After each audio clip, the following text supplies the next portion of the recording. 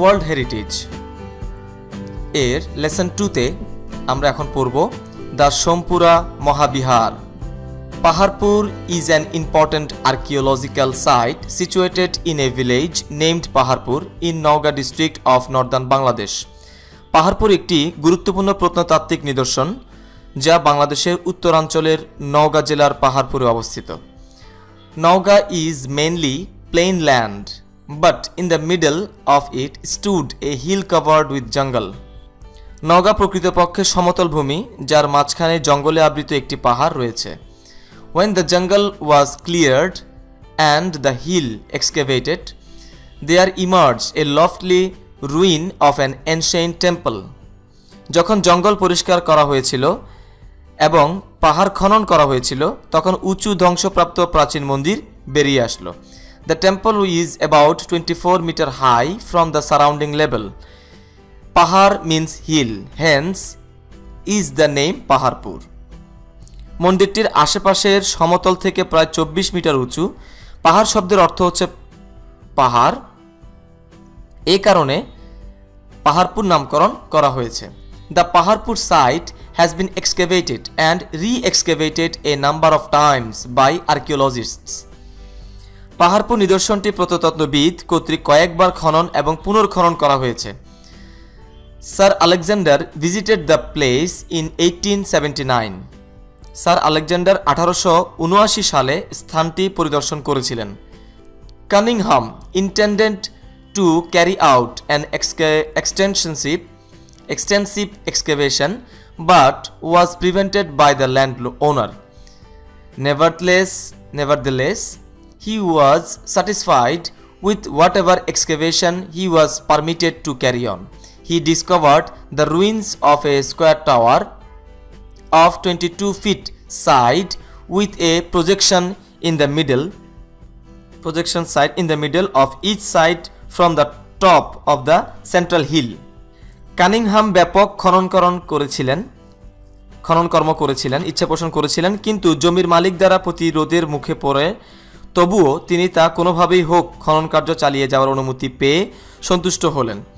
তিনি প্রধান পাহাড়ের চূড়া থেকে প্রত্যেক দিকের প্রান্ত পর্যন্ত খাড়া 22 ফুটের বর্গাকার টাওয়ারের ধ্বংসাবশেষ আবিষ্কার করলেন। প্রাচীন স্মৃতিস্তম্ভ সংরক্ষণ কার্যবিধি 1904 এর অধীনে 1919 সালে ভারতের প্রত্নতাত্ত্বিক জরিপ দ্বারা স্থানটি সংরক্ষিত ঘোষণা করা হয়েছে। The site was declared to be protected by the Archaeological Survey of India in 1919 under the Ancient Monuments Preservation Act of 1904. Systematic and regular excavation started jointly by Archaeological Survey of India and Virendra Research Society of Rajshahi and Kolkata, at that time known as Calcutta University, in 1923. 1923 সালে কলকাতা ওই সময়ের ক্যালকাটা হিসেবে পরিচিত ছিল। বিশ্ববিদ্যালয় এবং রাজশাহীর বরেন্দ্র গবেষণা সোসাইটি এবং ভারতের প্রত্নতাত্ত্বিক জরিপ যৌথভাবে পদ্ধতিগত এবং নিয়মিত খনন কাজ শুরু করলেন। They excavated the south west corner for the monastery. Next, in 1925-26, R.D. Banerjee excavated the northern part of the central mound. From 1926-27 onward, excavation was carried out under the supervision of K.N. Dixit. পরবর্তীতে 1925 থেকে 1926 সাল R.D. Banerjee প্রধান tiller উত্তর দিক খনন করেছিলেন। 1926 থেকে 1927 পর্যন্ত K.N. দীক্ষিত এর তত্ত্বাবধানে খনন কাজ চলতে থাকলো। The Department of Archaeology of Bangladesh brought the site under further excavation after independence. The operations took place in 2 phases. বাংলাদেশের প্রত্নতাত্ত্বিক বিভাগ স্বাধীনতার পর আবার স্থাপনার স্থানটি খনন কার্যের ব্যবস্থা নিলেন। The operations. The first phase was initiated in 1981 and 82 and continued to 1984 to 1985. The second phase was started in 1988 to 1989 and continued to 1990 to 1991. কার্যক্রম দুই পর্যায়ে হয়েছিল। প্রথম পর্যায়ে 1981 থেকে 1982-তে পদক্ষেপ নেওয়া হয়েছিল এবং প্রায় 1984 থেকে 1985 সাল পর্যন্ত ধারাবাহিকভাবে চলছিল। দ্বিতীয় পর্যায়ে 1988 থেকে 1989 সালে শুরু হয়েছিল এবং 1990 থেকে 1991 সাল পর্যন্ত তা চলেছিল। Pre-liberation expeditions have revealed the architectural remains of a vast Buddhist monastery, the Sompura Mahavihar. The Sompura Mahavihara. It is dominated by the central shrine, attracting immediate attention by its lofty height and unusual architectural design. স্বাধীনতা পূর্বকালীন অভিযানে বিশাল বৌদ্ধ উপাসনালয় সোমপুর বিহার প্রত্নতাত্ত্বিক নিদর্শন হিসেবে প্রকাশ পেল। কেন্দ্রীয় উপাসনালয়টির বিশাল উচ্চতা এবং অসাধারণ স্থাপত্য নকশাটির প্রতি তাৎক্ষণিক প্রবলভাবে দৃষ্টি আকর্ষিত হয়। Sompura Mahavihara was one of the most famous Buddhist institutions of monks of ancient Bengal and in southern Asia. The excavation complex at Paharpur has been identified with the Sompura Mahavihara built by the second Pala king Dharmapala 781 to 821 AD. Some clay seals from the ruins bear the inscription Sri Sompura Sri Dharmapala Deva Mahavirayara Vikshu Sanghasha. Somapura Mahavihara প্রাচীন বাংলা এবং দক্ষিণ এশিয়ার সন্ন্যাসীদের অন্যতম বিখ্যাত বৌদ্ধ প্রতিষ্ঠান। পাহাড়পুরে খননকৃত চত্বরটি দ্বিতীয় পাল রাজা ধর্মপাল 781 থেকে 821 খ্রিস্টাব্দ কর্তৃক তৈরিকৃত সোমপুর মহাবিহার রূপে রচিত হলো বা চিহ্নিত হলো। ধ্বংসাবশেষ থেকে প্রাপ্ত কিছু কাদার শিলমোহর খোদাই হয়েছে শ্রী সোমপুর শ্রী ধর্মপালদেব মহাবিহারী ভিক্ষু সংঘ ইত্যাদি। ছবিতে আমরা সোমপুর মহাবিহার এর চিত্রটি দেখতে পাচ্ছি খুব সুন্দর একটি দৃশ্য। দ্য পালা rulers were devout Buddhists and they founded a number of monasteries throughout their growing empires. Some of them became great centers of learning and their reputation quickly spread throughout Asia. পাল শাসকগণ ধর্মপ্রাণ বৌদ্ধ ছিলেন এবং তারা তাদের গড়ে ওঠা সাম্রাজ্যে বহু উপাসনালয় স্থাপন করেছিলেন। এগুলোর মধ্যে কিছু গুরুত্বপূর্ণ শিক্ষাকেন্দ্র হয়েছিল এবং এগুলোর সুখ্যাতি এশিয়ার চারিদিকে ছড়িয়ে পড়েছিল।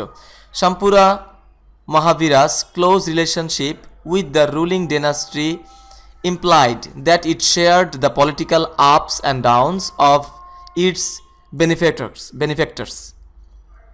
শাসক রাজবংশের সাথে সোমপুর বিহারের ঘনিষ্ঠ সম্পর্ক বোঝায় যে রাজনৈতিক উত্থান পতনে দাতা গোষ্ঠী এর সাথে সম্পর্কযুক্ত ছিল।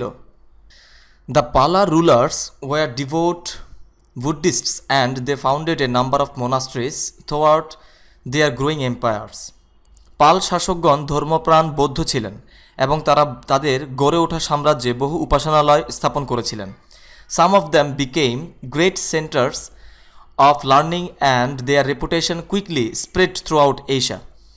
এগুলোর মধ্যে কিছু গুরুত্বপূর্ণ শিক্ষাকেন্দ্র হয়েছিল এবং এগুলোর সুখ্যাতি সমগ্র এশিয়ার মধ্যে ছড়িয়ে পড়েছিল।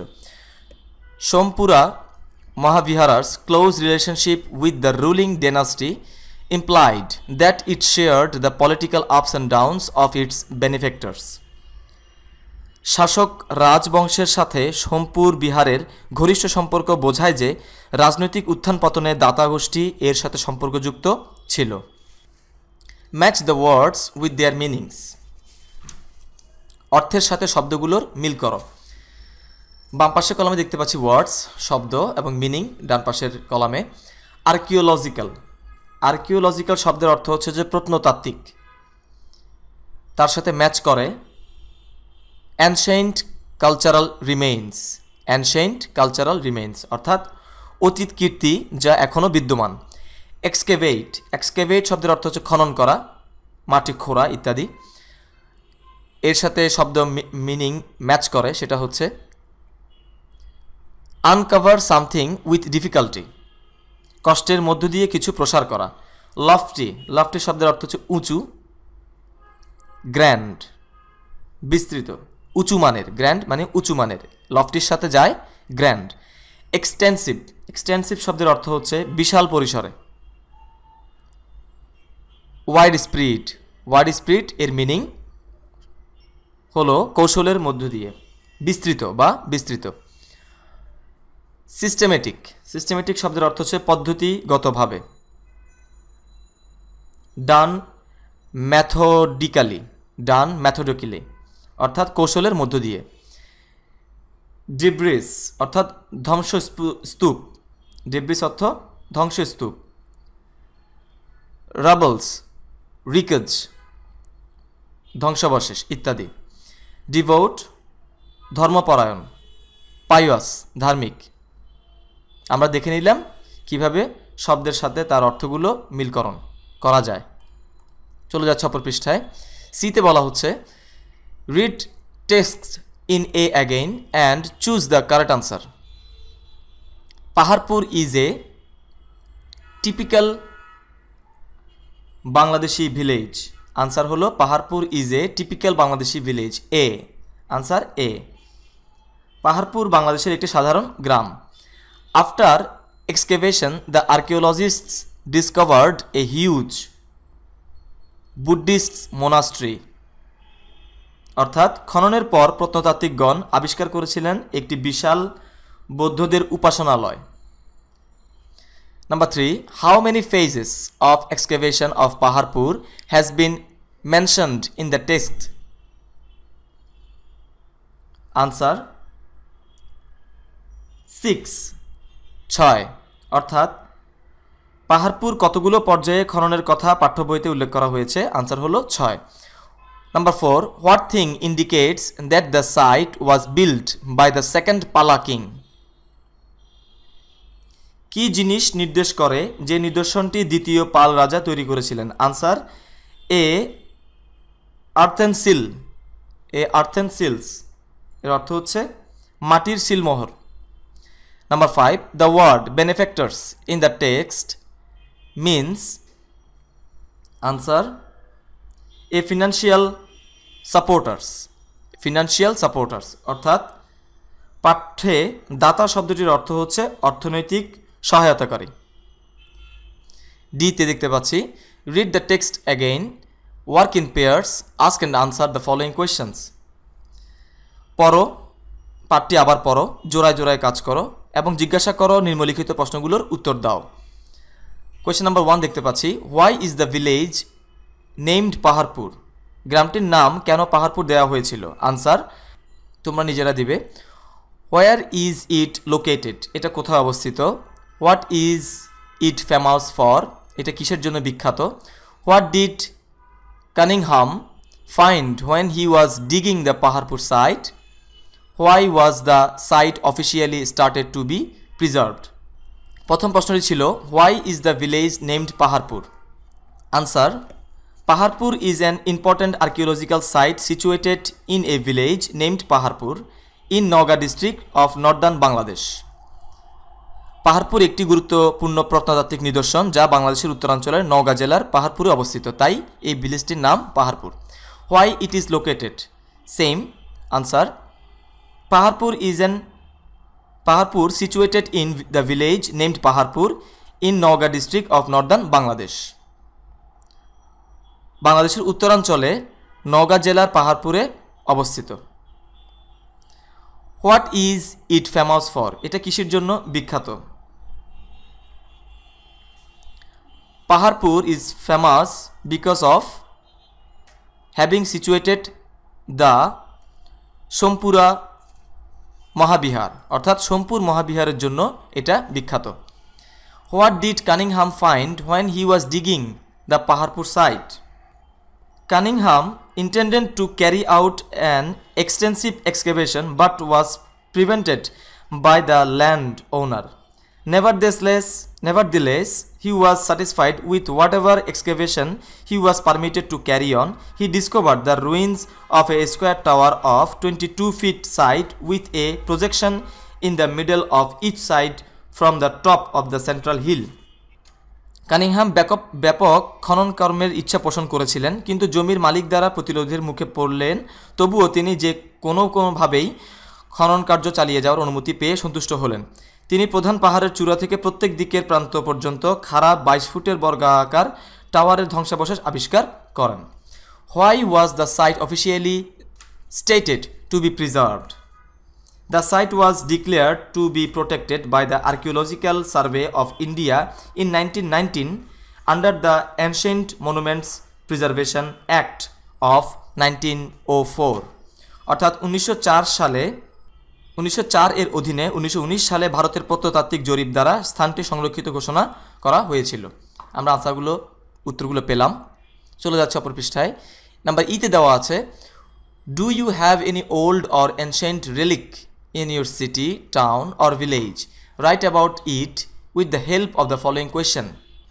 তোমার শহর, উপশহর, গ্রামে কোনো প্রাচীন স্মৃতিচিহ্ন আছে? নিম্নের প্রশ্নের ভিত্তিতে তা সম্পর্কে লেখো। এটা তোমাদের ব্যক্তিগত কাজ। When it was established, এটা কখন প্রতিষ্ঠিত হয়েছিল? Who built it, এটা কে তৈরি করেছিলেন বা প্রতিষ্ঠা করেছিলেন? How does it look like, এটা দেখতে কেমন? How big is it, এটা কত বড়? What was it for, এটা কিসের জন্য? What is its present condition, বর্তমান এর অবস্থা কি? Why do you like it, এতে তুমি কেন পছন্দ করো? এই উপরোক্ত প্রশ্নগুলোর মাধ্যমে সিকোয়েন্স মেনটেন করে তুমি তোমার শহর, উপশহর অথবা গ্রামে যদি কোনো প্রত্নতাত্ত্বিক নিদর্শন থাকে তার ব্যাপারে বর্ণনা করতে বলা হয়েছে। If you don't have any such relic, surf the internet for a relic in Bangladesh that interests you and write about it with the help of the above question. যদি তোমাদের এই জাতীয় স্মৃতিচিহ্ন না থাকে তবে ইন্টারনেটে সার্চ দিয়ে বা খোঁজ করে বাংলাদেশের যে কোনো স্মৃতিচিহ্ন বের করো যাতে তুমি আগ্রহ বোধ করছো এবং উপরের প্রশ্নের আলোকে তার উত্তর দাও।